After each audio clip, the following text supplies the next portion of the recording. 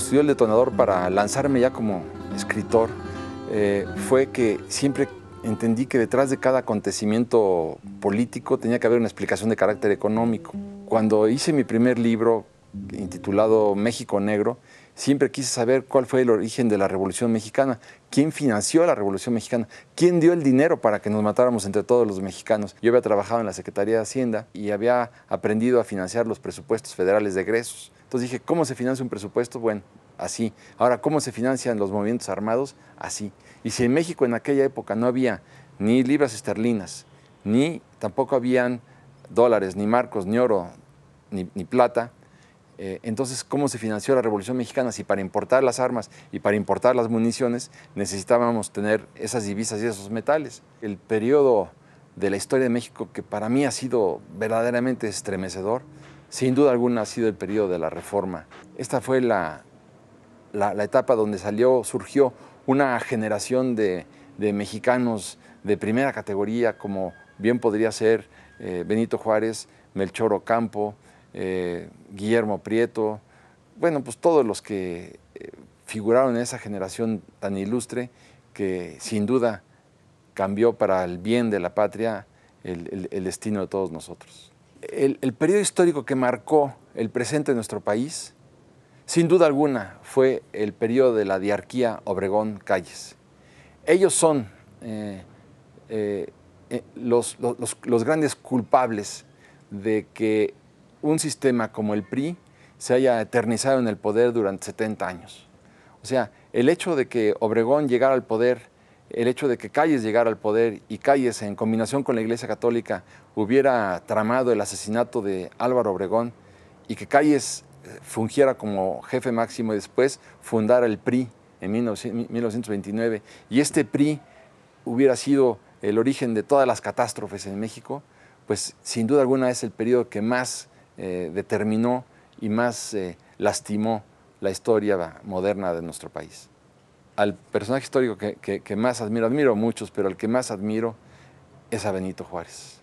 Es un hombre recio, sólido, es un hombre vertebrado moralmente, vertebrado políticamente, convencido de sus ideas y que puso todo a contribución de su éxito, todo un esfuerzo, todo un desgaste y toda una trayectoria que finalmente pagó con su vida, pero que fue uno de los grandes forjadores del México de todos los tiempos.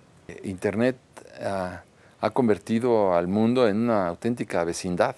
Hoy en día pues estamos más cerca que nunca. Antes era la molestia, si tú quieres molestia, de tener que ir a una librería o tener que ir a una biblioteca para tener acceso a la historia de estos personajes. Hoy con apretar un botón tenemos toda la información a la mano.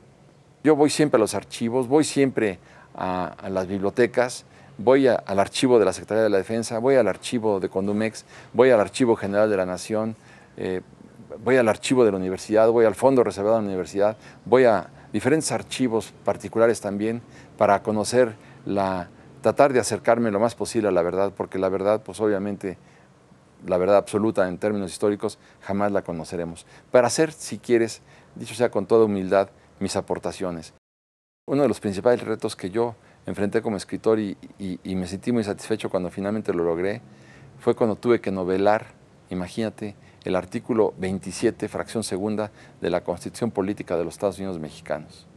Fue un desafío, un reto muy importante el conocer cuál pudo ser la respuesta de los inversionistas extranjeros cuando en la Constitución se establece que el suelo y el subsuelo son propiedad de la nación. Cuando incursioné en ello, pues me divertí muchísimo y aprendí muchísimo. Estoy trabajando en una muy interesante. Yo creía que nuestra generación había sido pues una generación muy lastimada a raíz de muchos acontecimientos que padecimos. Por ejemplo, tuvimos la devaluación del año 76, la devaluación monetaria del 82, la del 87, la del 94, el asesinato de Colosio.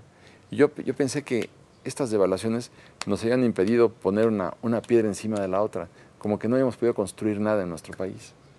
Y sin embargo, cuando me fui para atrás y empecé a estudiar otras generaciones, entonces me encontré con que en la generación de 1910 a 1930 asesinaron a 3 presidentes mexicanos a balazos. 3 presidentes asesinados en un periodo de 15 años que van de 1913 a 1928. Y tú dices, ¿ahí se acabó? No, porque de 1913 a 1915 estalla la verdadera Revolución Mexicana y muere más de 1 millón de mexicanos. ¿Y ya con esto acabamos? Pues no, porque de 1926 a 1929 estalla la Rebelión Cristera, con una pérdida de vidas tremenda otra vez para nuestro país y con una destrucción de la economía también de proporciones importantes. Hay que pensar que quien hubiera nacido en 1890, cuando él hubiera cumplido 40 años, habría asistido a todas estas debacles a las que acabo de hacer referencia. Y bueno, otra generación que también valdría la pena destacar es la generación de 1845 a 1865, digamos, esos 20 años también.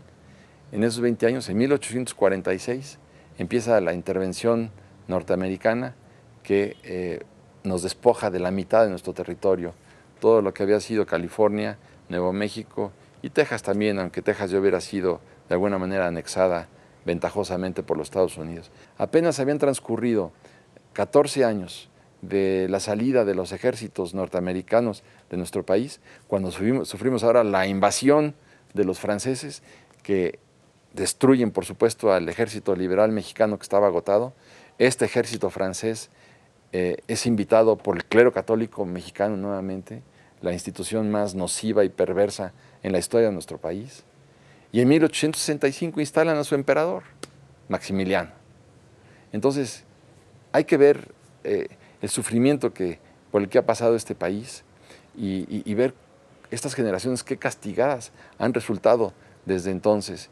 Y por ello creo que valdría la pena que hiciéramos un buen repaso para novelar la historia de las diversas generaciones de mexicanos. Yo arranqué con la generación de 1910 a 1930 para demostrar qué es lo que pudo pasar, pero claro, hay mucha tarea por delante. Muchas gracias por esta amable invitación a conversar con ustedes y nada me gustaría más que comenzáramos el diálogo hoy mismo. Muchas gracias.